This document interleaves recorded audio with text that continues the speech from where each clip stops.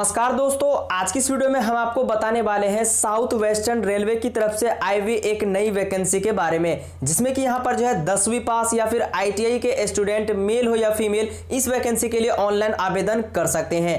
किस तरीके से आपको इसके लिए ऑनलाइन फॉर्म फिलअप करना है, कब है इनकी अंतिम तिथि, क्या एज लिमिट है, जानेंगे इस वीडियो में पूरी डिटेल्स के साथ। सो वीडियो के एंड तक बने रहिए। अगर आपने अभी तक हमारे चैनल को सब्सक्राइब नहीं किया है तो इस तरह के लाल रंग वाले सब्सक्राइब वाले बटन को क्लिक करके चैनल को सब्सक्राइब कर लीजिए, ताकि आपको ऐसे वैकेंसी से रिलेटेड पल पल की अपडेट मिलता रहे। तो चलिए आपको फटाफट बताते हैं। सबसे पहले आपको इनकी वेबसाइट पर आना होगा rrchubli.in। इस वेबसाइट का लिंक हमने नीचे वीडियो के डिस्क्रिप्शन में दे दिया है, आप वहां से क्लिक करके इनकी वेबसाइट पर आ सकते हैं। यहां पर आने के बाद कुछ इस प्रकार खुल करके आ जाएगा और यहां पर नीचे आएंगे तो आप यहां पर देख पा रहे कि इंपॉर्टेंट नोटिस देखने को मिलता है और यहीं पर देख पा रहे कि एक रिक्वायरमेंट को यहां पर देख पा रहे कि निकाला गया है, जिसमें कि यहां पर देख पा रहे कि centralised notification for engagement of, यहां पर देख पा रहे कि appendix under the appendix act 1961। तो इस टाइप से यहां पर देख पा रहे कि एक रिक्वायरमेंट को यहां पर जो है निकाला गया है। आपको इनका नोटिफिकेशन डाउनलोड करने के लिए सिंपली आपको इसी वाले ऑप्शन पर आप यहां पर क्लिक कर देना है।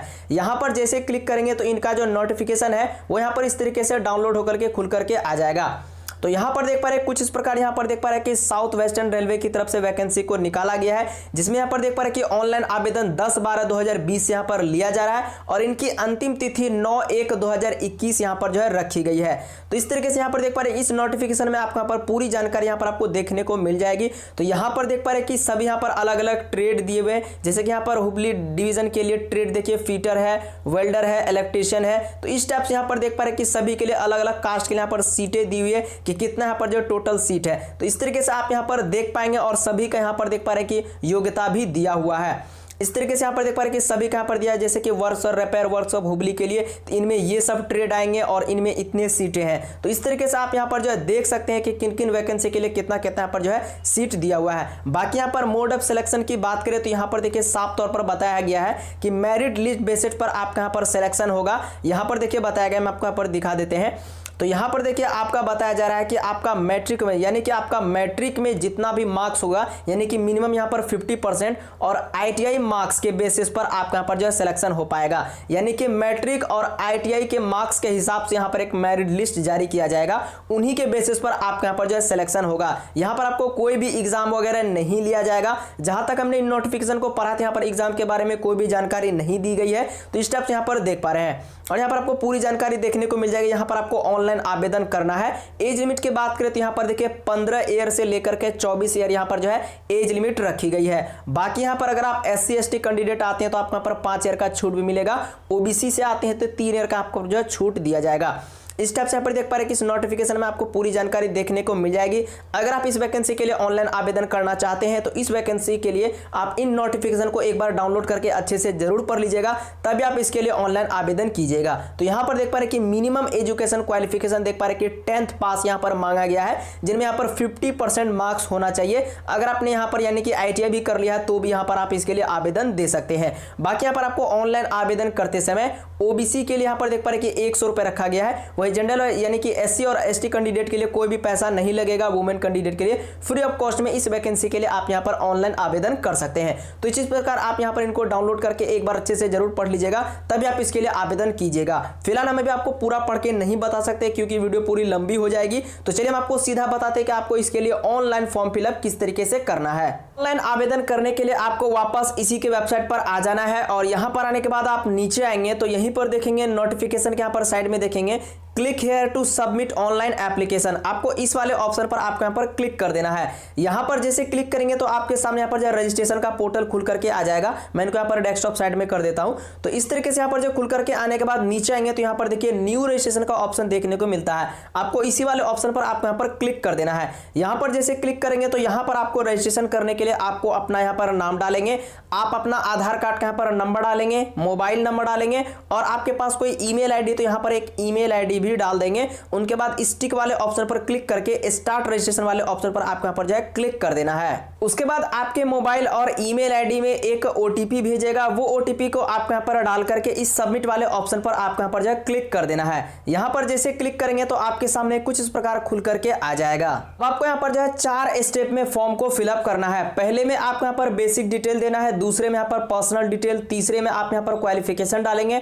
और चौथे में पेमेंट पर क्लिक करके अपना प्रिंट आउट यहाँ पर ले लेंगे। तो इस तरीके से आपको यहाँ पर फॉर्म फिलअप करना है। तो यहाँ पर आपको सबसे पहले अपना बेसिक डिटेल डालना है, जैसे कि आप यहाँ पर जेंडर चूज करेंगे, मेल है कि फीमेल, इस तरीके से आप उनका पर चूज कर लेंगे। उनके बाद यहाँ पर अपना डेट ऑफ बर्थ डालेंगे। उनके बाद यहाँ पर आप कैटेगरी सिलेक्ट करेंगे कि किस कास्ट से आते हैं। जैसे कि यहाँ पर अगर आप यहाँ पर जनरल कैटेगरी से आते हैं तो यहाँ पर आपको कोई भी कास्ट का सर्टिफिकेट नंबर देने की जरूरत नहीं है। वही अगर आप एससी या फिर एसटी सिलेक्ट करेंगे तो यहाँ पर आपको certificate number, certificate issue date आपको यहाँ पर डालना होगा। सब कास्ट आपको यहाँ पर डालना है, जैसे कि एसटी में भी, एससी एसटी में बहुत सारे कास्ट कैटेगरी होते हैं, उस कास्ट का आप यहाँ पर नाम लिखना होगा। ठीक है, इसी तरीके से आप यहाँ पर इशू के अथॉरिटी इस जगह डालेंगे। इसी तरीके से डालने के बाद आप यहाँ पर नीचे आएंगे तो आप यहाँ पर अपने मदर्स का नाम डालेंगे, फादर्स का यहाँ पर नाम डालना है। उनके बाद यहाँ पर देखिए आपका परमानेंट एड्रेस जो है, पूरा एड्रेस आपको यहाँ पर लिख देना है। सिटी कौन सा पड़ता है, सिटी डालेंगे, डिस्ट्रिक्ट डालेंगे और यहाँ पर आपका जो भी स्टेट पड़ता है, जो भी राज्य आपका, इस तरीके से अपने राज्य को यहाँ पर जो सिलेक्ट कर लेंगे आप यहाँ पर जिस भी राज्य से हैं। उनके बाद आपका पिन कोड क्या है, वो पिन कोड आप यहाँ पर डालेंगे। उनके बाद यहाँ पर से कुछ क्वेश्चंस पूछे जाएंगे, जैसे कि यहाँ पर देख पा रहे हैं, जैसे कि यहाँ पर देखिए बताया जा रहा है कि महाराष्ट्र, गोवा, कर्नाटक, अगर आप इन सब लोकेशन से आते हैं तो यहाँ पर इनको यस करेंगे, नहीं तो आप इनको नो ही रहने देंगे। उनके बाद यहाँ से पूछा जाएगा कि पीडब्ल्यू कैंडिडेट यानी डिसेबिलिटी वगैरह है आपको, तो आप यहाँ पर यस नो वाले ऑप्शन पर क्लिक करके चूज करेंगे। ठीक है, उनके बाद आपसे पूछा जा रहा है कि आप यानी एक्स सर्विसमैन है, यानी कि काम वगैरह किए हैं, तो अगर आप हैं तो यहाँ पर यस करेंगे, नहीं तो आप इनको इस तरीके से नो ही रहने देंगे। उनके बाद यहाँ से पूछा जाएगा कि are you world service retire railway employ, यानी कि क्या आपके फैमिली में कोई ऐसा पर्सन है जो रेलवे में रहते थे, जो अभी रिटायर हो चुके हैं। अगर है तो यहाँ पर यस करेंगे, तो आप यहाँ पर जो है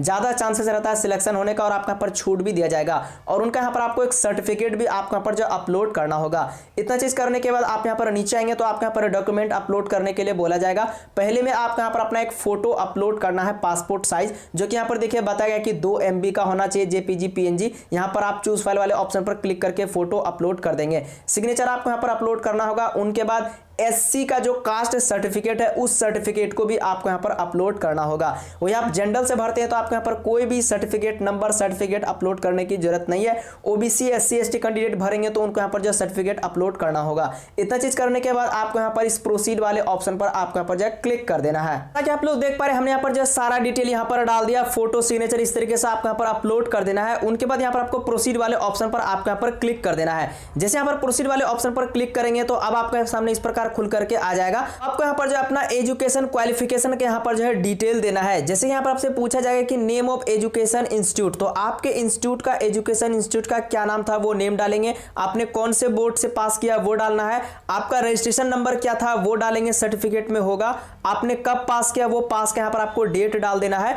उनके बाद आपका यहाँ पर टोटल मार्क्स कितना था, उनमें आपने कितना परसेंटेज लाया, वो आपको इस जगह फिलअप कर देना है। उनके बाद यहाँ पर से अपलोड मार्कशीट आपका यहाँ पर प्रूफ के लिए अपलोड करना होगा, जो कि यहाँ पर 2 MB का साइज होना चाहिए। तो आप यहाँ पर मैट्रिक का जो मार्कशीट है वो आप यहाँ पर चूज फाइल वाले ऑप्शन पर क्लिक करके मार्कशीट को यहाँ पर जो आप अपलोड कर देंगे। ठीक है, जेपीजी पीएनजी फाइल में आप यहाँ पर अपलोड कर सकते हैं। नीचे आएंगे तो यहाँ पर आपको आईटीआई का क्वालिफिकेशन मांगा जाएगा। तो यहाँ पर आपको आईटीआई किस इंस्टीट्यूट से किया था, उस इंस्टीट्यूट का आपको यहाँ पर नाम डाल देना है। आपने कौन से बोर्ड से किया था वो भी आपको डालना होगा। आपने कौन से ट्रेड से आईटीआई किया तो वो आपको यहाँ पर सिलेक्ट करना होगा। जैसे कि यहाँ पर देख पा रहे हैं कि स्टेनोग्राफर दिया हुआ है, तो आपका यहाँ पर जिस भी कैटेगरी से आपने किया है, फीटर, वेल्डर, जो भी है, इस तरीके से उनको यहाँ पर जो आप सिलेक्ट कर लेंगे। उनके बाद रजिस्ट्रेशन नंबर आपको यहाँ पर डालना है। ठीक है, आपने कब पास कर लिया था आईटीआई, उनका आपको यहाँ पर डेट डालना है। उनके बाद नीचे आएंगे तो आपके यहाँ पर कितना मार्क्स था वो डालेंगे और टोटल कितना परसेंटेज, यानी कि टोटल कितना मार्क्स होता है और आपने कितना लाया वो आपके यहाँ पर डालना होगा।